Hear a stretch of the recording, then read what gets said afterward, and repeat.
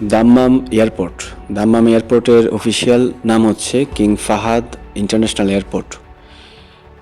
এটি হচ্ছে যে আমি আপনাকে দেখাচ্ছি যে আকাশ থেকে ল্যান্ডিংয়ের সময় দাম্মাম এয়ারপোর্টের কাছাকাছি বা এই দাম্মাম শহরের আকাশ ভিউটা কীরকম লাগে। এই যে বিমান ল্যান্ড করতেছে দেখেন। সম্প্রতি রিয়াদ থেকে দাম্মাম গিয়েছিলাম, তখন হচ্ছে যে এই রেকর্ডটা করা হয়।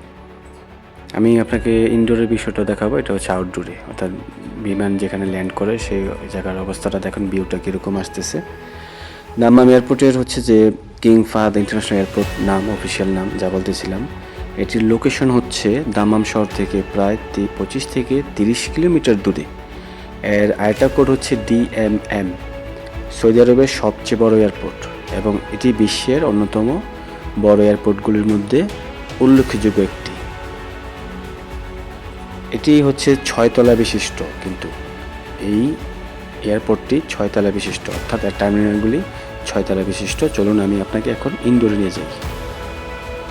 এই হচ্ছে দাম্মাম এয়ারপোর্টের ভিতরের অবস্থা। আপনি দেখুন যে কীরকম দেখা যাচ্ছে, এর ভিতরে কীরকম পরিবেশ। দাম্মাম এয়ারপোর্টে আপনি হচ্ছে যে এখানে যদি আউটডোরে মানে এয়ারপোর্ট থেকে বের হয়ে আপনি ট্যাক্সি বা উবার সুবিধা পাবেন। ওয়াইফাই সুবিধা থাকে, free wifi, money exchange ATM booth আছে, প্রেয়ার রুম রয়েছে, ওয়াশরুম রয়েছে, ডিউটি ফ্রি শপ আছে।